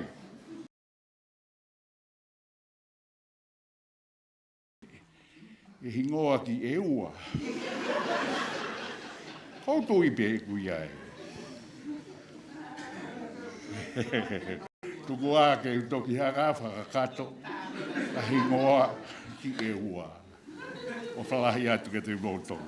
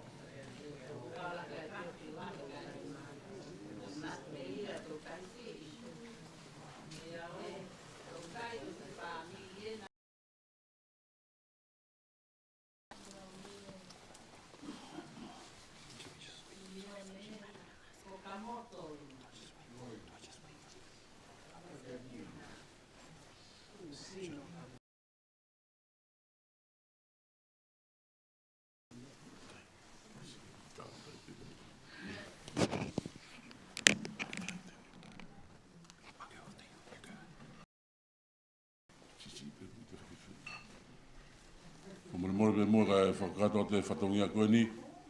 Koe peke hufa ngātu e tala malu e whunua pe mo e lot. Whumanat peke whamiri. Whafuafua peke ai. Tau ngahi whatongia. Eke ngatai. Koe misa pongpongi whai e honga furu. Whai peke palo. Iono tok whakakato e ngahi whatongia. E tok whakakato atu pe. Malo.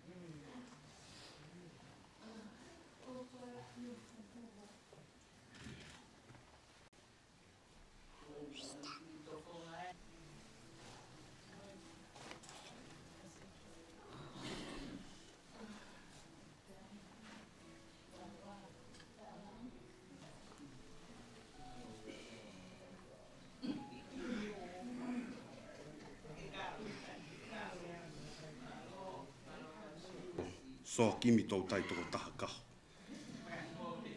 Ko ki tahi ne ko anau ki he sina. Vika tōlia. Toa. What does it mean? Being brave and being a champion. Kia, he had a heart of a champion that championed his family and my siblings as well. Coming to brave, coming to a whanua muli, don't understand the English, don't know how the systems are done, but he came anyway.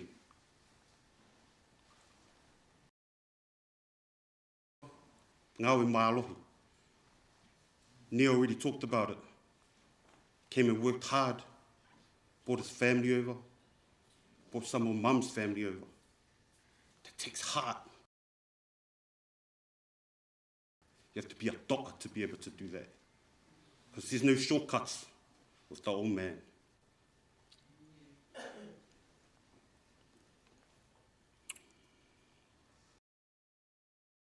Up in his household, wasn't the easiest.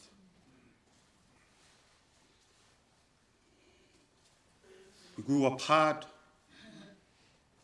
We grow up, you know? Like, honestly, like, go lea petaha, that's it. Don't question me, don't look at me like you're confused.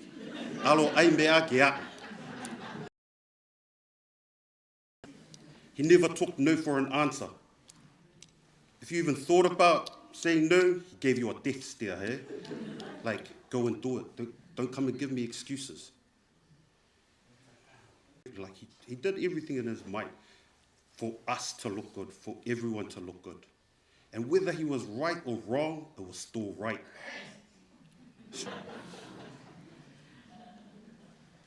A friend of mine said something long time ago, and he said, and I connected to Kiotanga, and it comes down to this: believe in it because I believe in it, whether it's right or wrong. So the lessons that I learned from this man was you have to be a champion. He told me one time, he goes, "Ake mahino yai ho loto," and I'm like, there's loto and there. Like mau whakakata ki pēr, like, you know, like when Luti and them will come over and we'll be doing things, and they will be like whakakata. Training it back, I'll never be half the man he is, but I'll take those lessons anyway and try to live up to them. A year ago, I just finished graduating, and he made it. And I was so happy because he made it. After that, he was diagnosed with they're strong. They have a strong will. And I knew with cancer, he's going to deteriorate.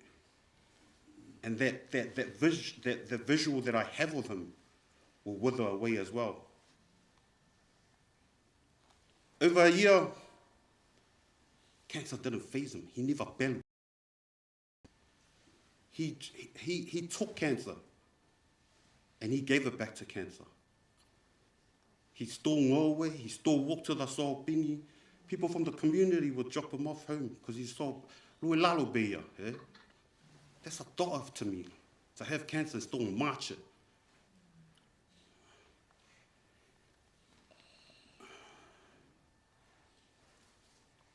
He never complained about his cancer, never blamed anyone for it, but I know it was a penance, eh? It's a penance that he had to pay.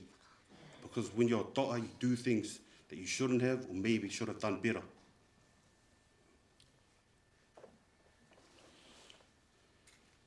His life,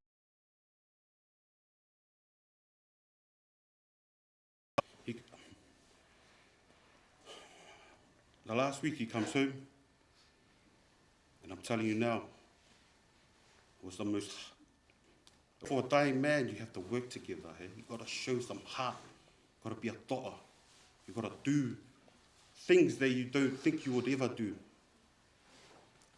And experience for me and my family.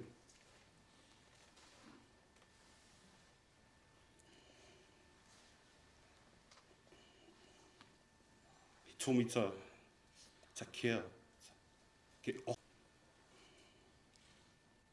Ke ai mea e aha pe ai ke au. In that week, the vision of me, he became even a bigger do'a, the way he handled it. That last night, I knew he wasn't going to make it. So I said, Ana, te lava hao whai tau i lotu. And so she comes, and we sit down next to him, and we go, Dad, it's like big, Mauki Lotu, and he's like, hurry up. And he's just mumbling, you can see he's praying as well. Pa alo ana ia mohi pa hoko atu au ia. In the lead up, all you ever heard was, Mili, fota. Bodele comes and does a shift there, he does a 14-hour shift, and he's milling fota for 4 Wate comes along, he does 16 hours. I'm thinking, money, te mo almo ka fair. Because it's like, I don't know if I can do that, you know? But we do it anyway, because he said to do it. It's a test. Have you got the heart? Have you got the loto? That last night, at peace, didn't need anything. Mahana toki kui after 2 o'clock, ta whoki mai English, alo mohe. Like he was like, dude. He sleeps, and he just wakes up, just sits upright. And he says, Avea. To the end, he went on his legs. He comes back, I put him down. He has a little process here. Everything to be perfect. After he was done,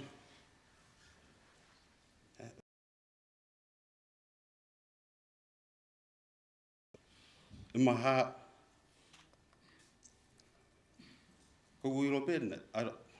honestly, he's never said, he's never apologized for anything. And even though he doesn't say it, in my heart, I hope he said it. Dad. Grandpa Alua, Ofatu, eh? All right, thank you. Ki mua pea whaia te ko manatu merie, o ko whielaua te ki ipopoa ki mei tonga, mo Amerika. O iaua ke lesi whaatolonga tui mo he malu ai otua. O whaatu me hoto whewhine ana i se whangaafa, Indira mo Suliasi, mei tonga pe mo Amerika.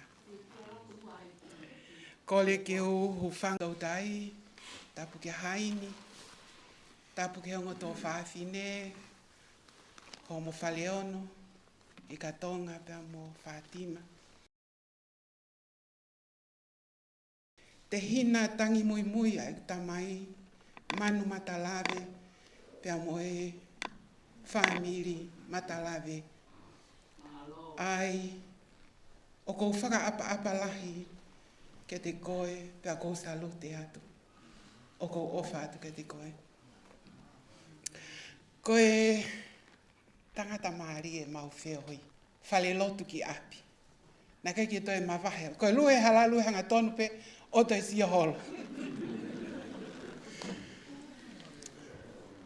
O kou tala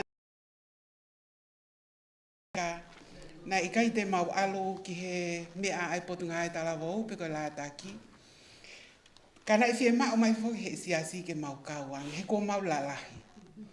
Pa koe mea pepe mau ke matapā. Koe anga ia e ni tauhi, pena i whakaapa pe he toko taha kotoa na mau whiohi. Nai au e ni tauhi whanau kai ki ngata pe o piani, moko puna Olivia tu i wakano. Tamai piani mea po pula mo ni ko au. O ku to ope hoku piva to lofa ke ngawe, ke asanga tau tai o ku tu. O ki mu ai.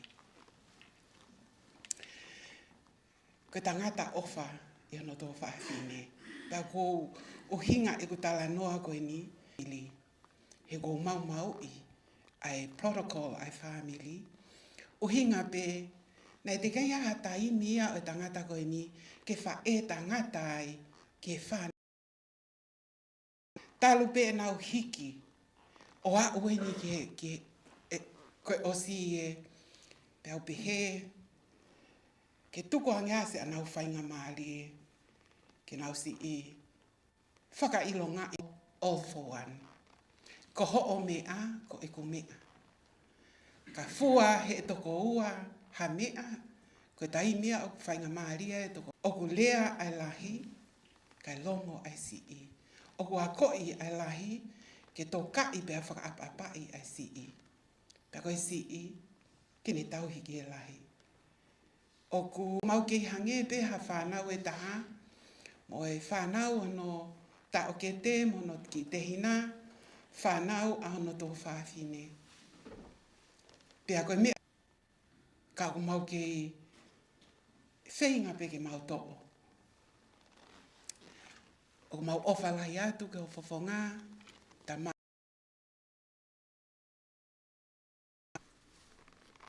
Toa ofa atu.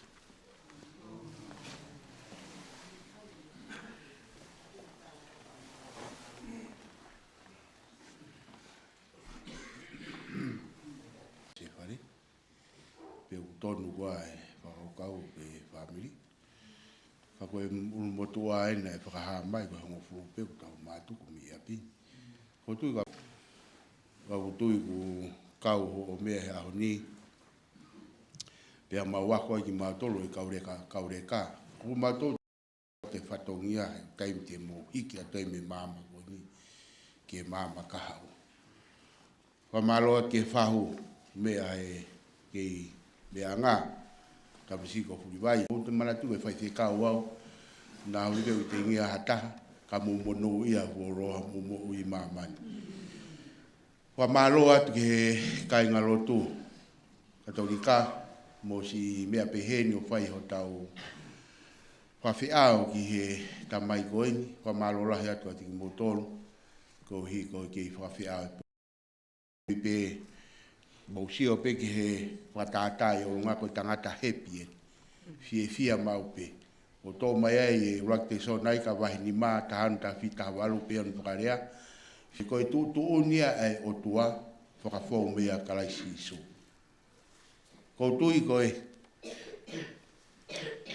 Koe ku fia he mea ko tō pe whamiri o waku ku hono whangatu whawhine. Neongo na tau whanonga manat meria whati mā.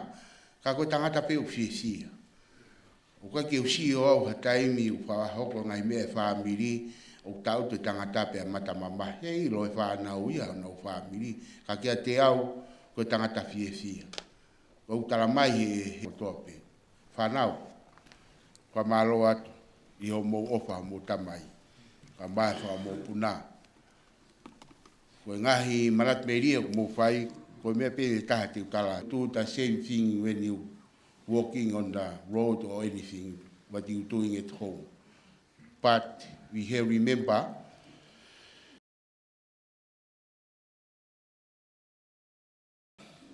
monu na e whai he manat meri he na usio. Pray every day and read your Bible. That's the main thing that you will go through with your father.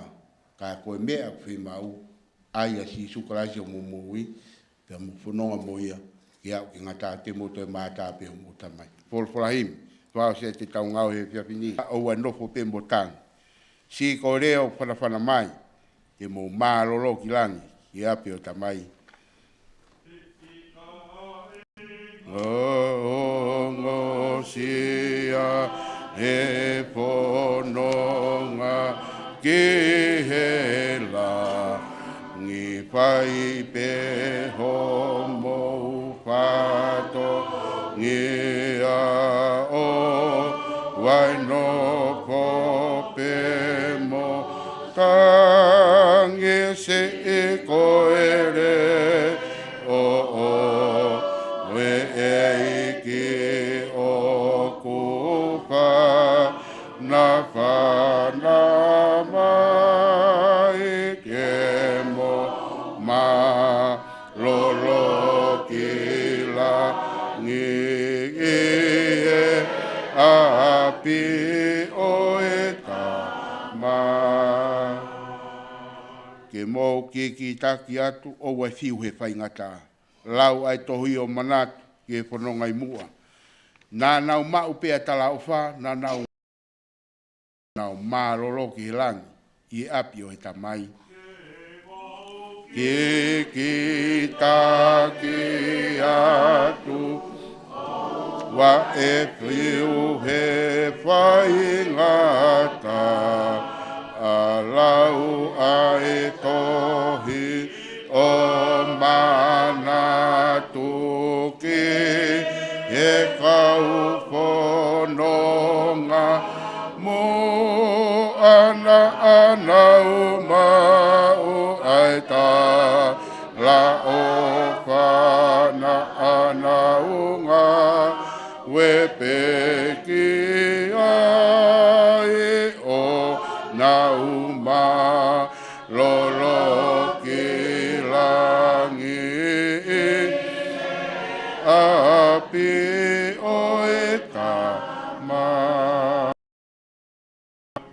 whakaosi malo e ki ho ofa he kakai ma whao. Alu pe i mala toki tau ki he monu. Tai alo ai pe te maulawe pe ki ai. Io e mau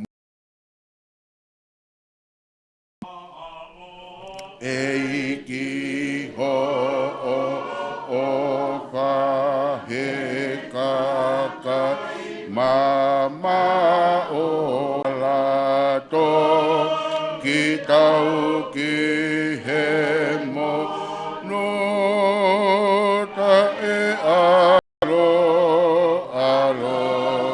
vai pe te maula ve pe ki ai ke mau ma lolo ki langi i he api o e ta mai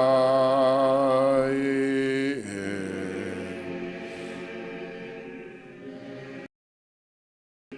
Tua mafi o mau whamalo atu ko kau mo ki mau tolu i he whiawhikoi. Ka pau nei kai te ki heni, i kai lawa e whatongia, si kau pātere, ka mai sia si. Pia pehe ke whamiri, hono ko tō pe mauro nuku i he pangai koi. Whamiri o e whae, mau kau whataha i he whiawhikoi. Mau whawhitai pe, ai tala loto ko whai he whanau, ka mai ngahi mapuna, ko hiko ofa na e whai. Mai a e whamiri, mai siasi mau kau whata i he whiawhikoi. Ka ha mau mātuku, tū peke tau mātuku pe me mea whiona. Ko mau kua toi ka, ke a whio ko mau tamai, ka mau no whatu o whanau. Ko mau lotu e keresa i ki ko Sisu Christ, o whatua whio mola maari man on. No mau moa, he peki a, whahu mo ki mau tolu ko to.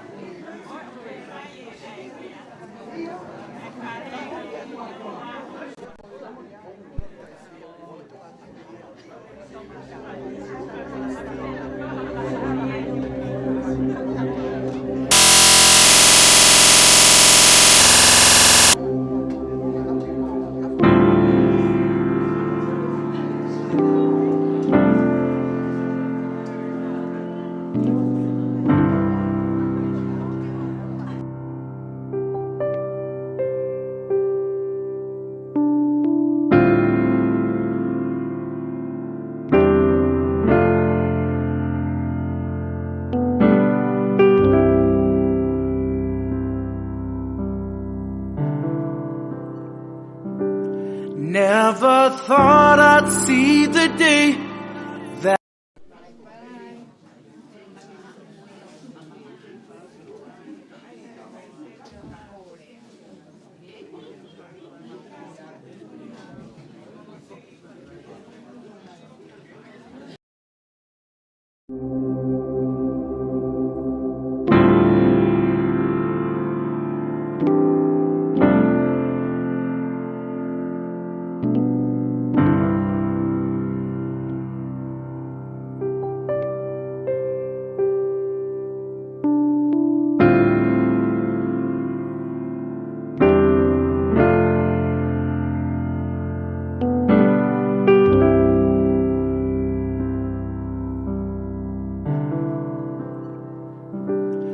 never thought I'd see the day that the Lord called you to be there by His side.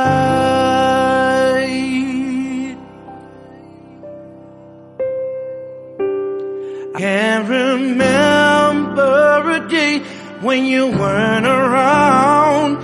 You were always there.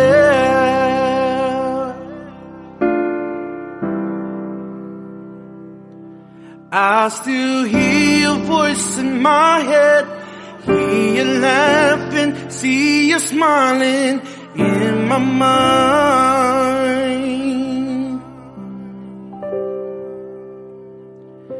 And if I had the chance again, I would tell you that I love you one last time.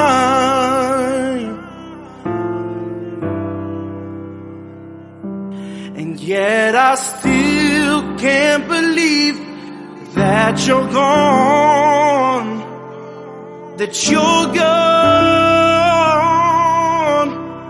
Oh, we cry, we cry,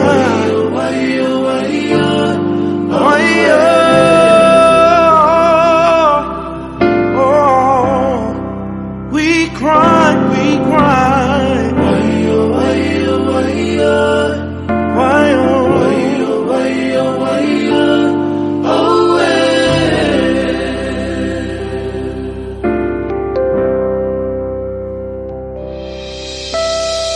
So many friends you left behind, so far away.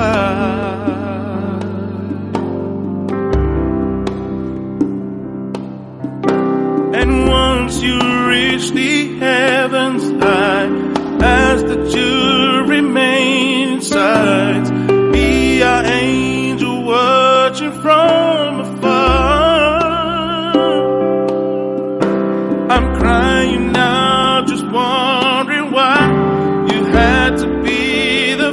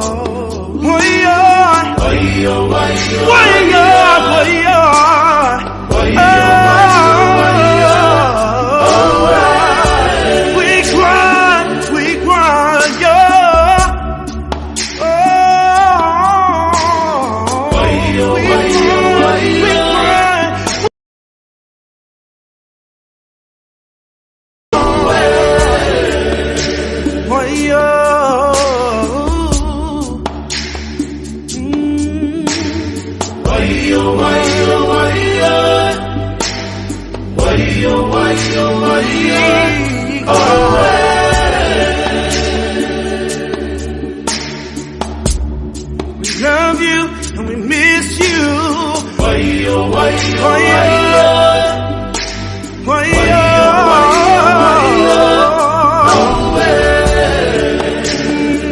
We cry.